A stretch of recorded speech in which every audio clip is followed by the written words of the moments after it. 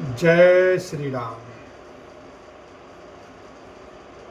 परम प्रसन्न जान मुनि मोही, जो वर मांगऊं देऊं तो तोही। मुनि कह मैं वर कबहु न जाचा, समझ न परई झूठ का साचा। और कहा, हे मुनि, मुझे परम प्रसन्न जानो, जो वर मांगो वही मैं तुम्हें दूं। मुनि सुतीक्ष्ण जी ने कहा, मैंने तो वर कभी मांगा ही नहीं, मुझे समझ ही नहीं पड़ता कि क्या झूठ है और क्या सत्य है, क्या मांगू क्या नहीं।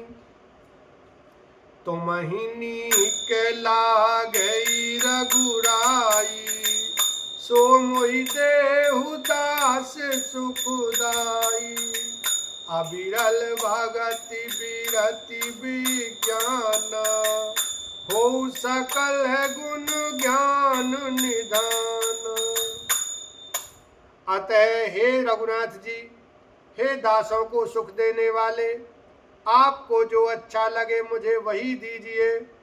श्री रामचंद्र जी ने कहा, हे मुने, तुम प्रगाढ़ भक्ति वैराग्य विज्ञान और समस्त गुणों तथा ज्ञान के निधान हो जाओ। प्रभु जो दीन सो भरु में पावा, अब सो देव मोहि जो भावा। तब मुनि बोले, प्रभु ने जो वरदान दिया वह तो मैंने पा लिया, अब मुझे जो अच्छा लगता है वह दीजिए। अनुज जानकी सहित प्रभु, चाप बान धर राम। ममुहि गगन इंदु इव, बसउ सदा निय काम। लखन सिया राम, जय जय राम। हे प्रभु, हे श्री राम जी, छोटे भाई लक्ष्मण जी और सीता जी सहित धनुष बाणधारी आप निष्काम स्थिर होकर मेरे हृदय रूपी आकाश में चंद्रमा की भांति सदा निवास कीजिए। एवमास्तु करि रमा निवासा, हर्ष चले कुंभज ऋषि पासा। बहुत दिवस गुरु दर्शन पाए, भय मोहि एहि आश्रम आए। एवमस्तु, ऐसा ही हो। ऐसा उच्चारण कर श्री लक्ष्मी निवास श्री रामचंद्र जी हर्षित होकर अगस्त ऋषि के पास चले। तब सुतीक्ष्ण जी बोले, गुरु अगस्त जी का दर्शन पाए और इस आश्रम में आए मुझे बहुत दिन हो गए। अब प्रभु संग जाऊं गुरु पाही, तुम कहनाथ निहोरा नहीं। देख कृपा निधि मुनि चतुराई, लिए संग बिहसे दो भाई। अब मैं भी प्रभु आपके साथ गुरु जी के पास चलता हूँ। इसमें हे नाथ, आप पर मेरा कोई एहसान नहीं है। मुनि की चतुरता देखकर कृपा के भंडार श्री राम जी ने उनको साथ ले लिया और दोनों भाई हंसने लगे। पंथ कहते निज भगति अनूपा, मुनि आश्रम पहुँचे सुर भूपा। तुरसुती चन गुरु पही गयऊ, करि दंडवत कहते अस भयऊ। रास्ते में अपनी अनुपम भक्ति का वर्णन करते हुए देवताओं के राज राजेश्वर श्री राम जी अगस्त मुनि के आश्रम पर पहुँचे। सुतीक्ष्ण तुरंत ही गुरु अगस्त जी के पास गए और दंडवत करके ऐसा कहने लगे, नाथ कौशलाधीश कुमारा, आए मिलन जगत आधारा। राम अनुज समेत भय देहि, निस दिन देव जपत हऊ जेहि। हे नाथ, अयोध्या के राजा दशरथ जी के कुमार जगदाधार श्री रामचंद्र जी छोटे भाई लक्ष्मण जी और सीता जी सहित आपसे मिलने आए हैं, जिनका हे देव आप रात दिन जप करते रहते हैं। सुनत अगस्त्य तुरत उठी धाये, हरि बिलो की लोचन जल छाए। मुनि पद कमल परे दो भाई, ऋषि अति प्रीति लिए और लाई।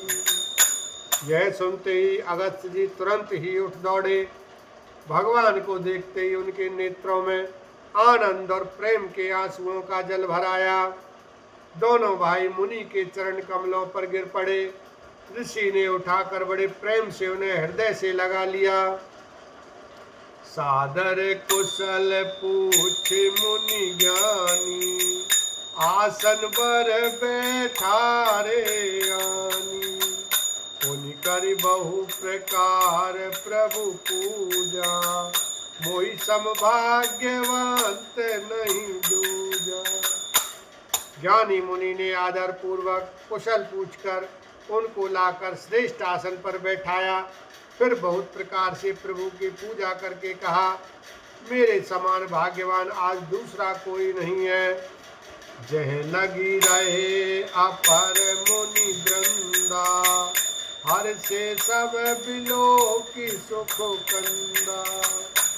वहाँ जहाँ तक जितने भी अन्य मुनिगण थे, सभी आनंद कंद श्री राम जी के दर्शन करके हर्षित हो गए।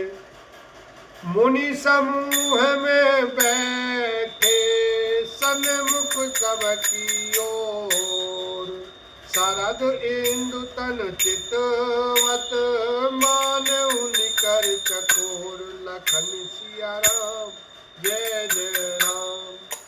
मुनियों के समूह में श्री रामचंद्र जी सबकी ओर सम्मुख होकर बैठे हैं, अर्थात प्रत्येक मुनि को श्री राम जी अपने ही सामने मुख करके बैठे दिखाई देते हैं और सब मुनि टकटकी लगाए उनके मुख को देख रहे हैं। ऐसा जान पड़ता है मानो चकोरों का समुदाय शरद पूर्णिमा के चंद्रमा की ओर देख रहा हो।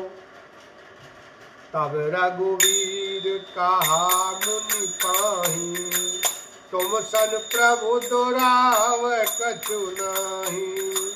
तुम जानऊ जेहि कारण आयऊ, ताते तात न कही समुझायऊ। तब श्री राम जी ने मुनि से कहा, हे प्रभु, आपसे तो कुछ छिपाव है नहीं। मैं जिस कारण से आया हूँ वह आप जानते ही हैं। इसी से हे तात मैंने आपसे समझाकर कुछ नहीं कहा।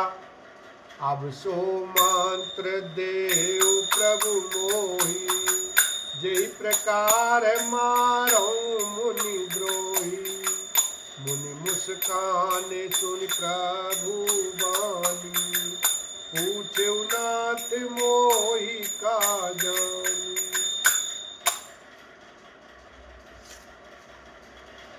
हे प्रभु, अब आप मुझे वही मंत्र सलाह दीजिए जिस प्रकार मैं मुनियों के द्रोही राक्षसों को मारूं।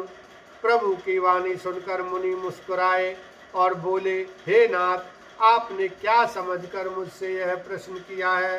बोलो सियावर रामचंद्र की जय, उमापति महादेव की जय, बोलो संत समाज की जय।